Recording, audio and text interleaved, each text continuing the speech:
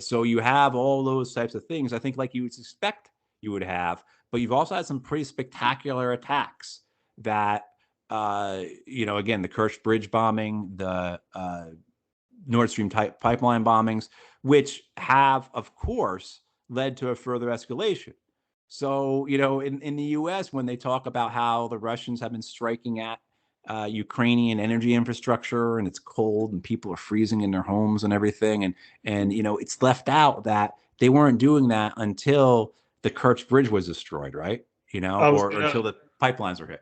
yeah, I was gonna ask you about that. We can talk about Nord Stream 2 and 1 in a little while, but just since you mentioned it, I'd have a question about Russia and the bombing infrastructure, because I've heard Scott Ritter and General Connor, I can't remember, McGregor, no, Connor Oh, McGregor. McGregor, yeah.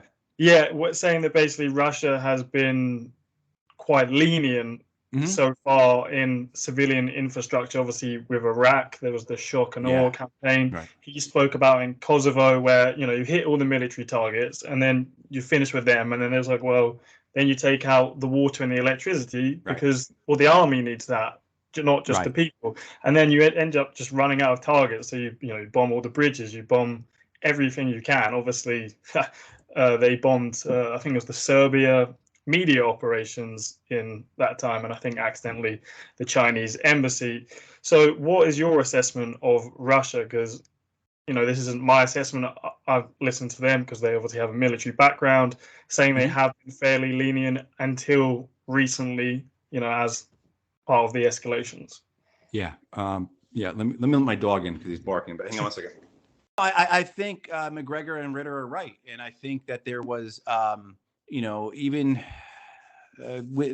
around March or April of last year, there was reporting in the New York Times or Washington Post coming out of the Pentagon, where defense intelligence people were saying, "Hey, look, the Russians are not using their air power as they could be. The number of their missile strikes is very limited, particularly when you compare it to, say, U.S. or NATO operations. The air war against Iraq, the air war in the Balkans, the air war in Libya. What was done to eastern Syria and western and northern Iraq in the years 2014 through 2018. I mean, American Air Force and Navy destroyed every city in eastern Syria and western and northern Iraq during those years. I mean, destroyed them. So certainly the comparison is a worthwhile one. But I think this is what occurs though as well. Again, it's escalation that the Russians have to respond to these attacks, say the Kerch attack, the pipeline attack, but then also too they have to respond to the fact that their strategy has not brought the Ukrainians to the table in the way that I think they wanted, right? I think that they expected, that they hoped for, at least that was their plan. I think that the assessments are correct in that they have been limited. It could be a lot worse, but I think it's also correct to say that in the last few months they have escalated attacks on infrastructure that they had avoided prior.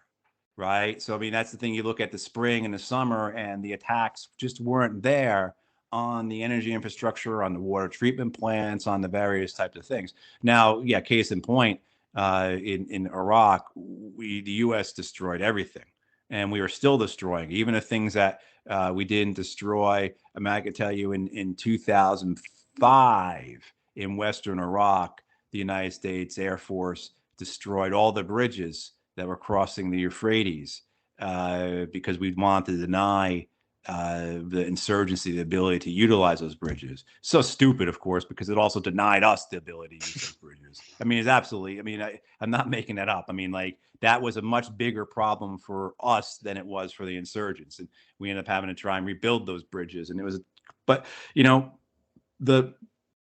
um, where it goes in the sense of how do you escalate next?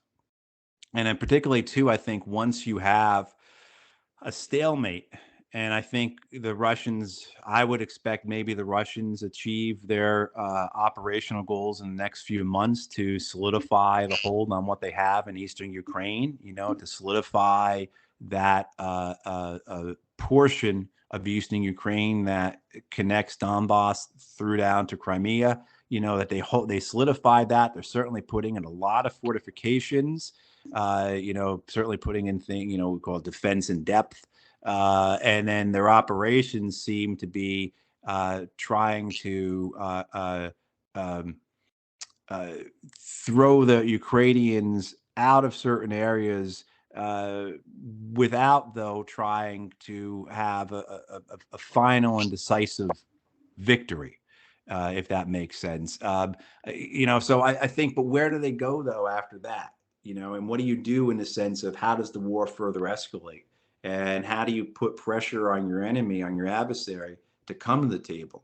And then you start getting into, well, now we have to talk about really putting pain on the Ukrainian people in order to drive the Ukrainian government to the table. And the Ukrainians and NATO will say that about Russia. I mean, that was the purposes of the sanctions. This idea that we're going to do these sanctions. It's going to hurt the Russian economy, and the Russian people are going to revolt against it, and they're going to pull down the Putin government, or at the very least, Putin will have to pull out of Ukraine because everyone's so unhappy back home.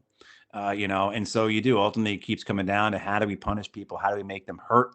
And that only, I think, increases and intensifies the longer the war goes on. How do you think the sanctions have actually gone? Because I'm not having a look too close. It doesn't look too good. It doesn't look too good. I mean, as in, I think too good on the American side of sanctioning Russia rather than Russia. Right. I think the Russians were much better prepared for this. One thing the Russians, if they were smart, and seems to have been that way, study the U.S., U.K., NATO playbook for these wars. We're giving them plenty of examples.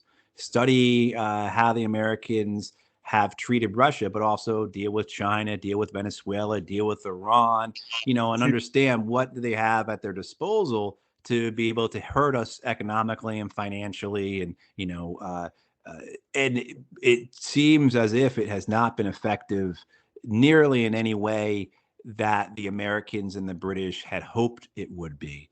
The response, particularly from other nations, has been disappointing to Washington, D.C. You have seen, whereas nations have not jumped onto the sanctions, it seems as if the only people who are adhering to the sanctions are those who feel that they somehow themselves will be hurt by them. But you have nations like Turkey, like India, China, of course, that have not just continued their import of Russian energy, grains, weapons, what have you, but they've expanded it. And you can even see with this whole nonsense with oil price caps, how many nations are ignoring that.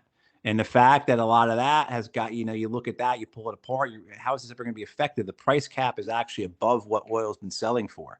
So the Russian economy has been doing quite well this last year. Many different ways it seems to have stabilized. Seems as if they were prepared for it. They had a depth to their industry. Last year, 10 months ago, when the sanctions were being announced, people, this is going to crash the Russian economy because their industry won't be able to get spare parts. Well, turns out they're getting them. The Chinese are still selling it to them. Indians are still selling it to them. And they had a much greater depth to their critical industries than we ever knew.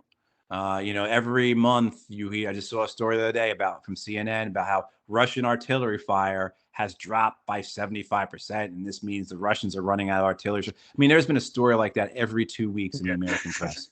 I mean, ever since the beginning of the war, the Russians have been running, right? I mean, it has not had the effect. The Russian ruble seems to be stable. The amount of money, the Russian, their balance of trade, I should say, is surplus, $300 or $400 billion in the black for them this year. I mean, so the Russian economy is doing quite well, and really has shown the American sanction warfare to be very anemic. And it certainly has not brought about the political results of getting Russian people to be so deprived by these sanctions that they are turning against their government. Certainly, there's discontent with the Russian government by the Russian people, of course, but because of the sanctions, it's not working that way.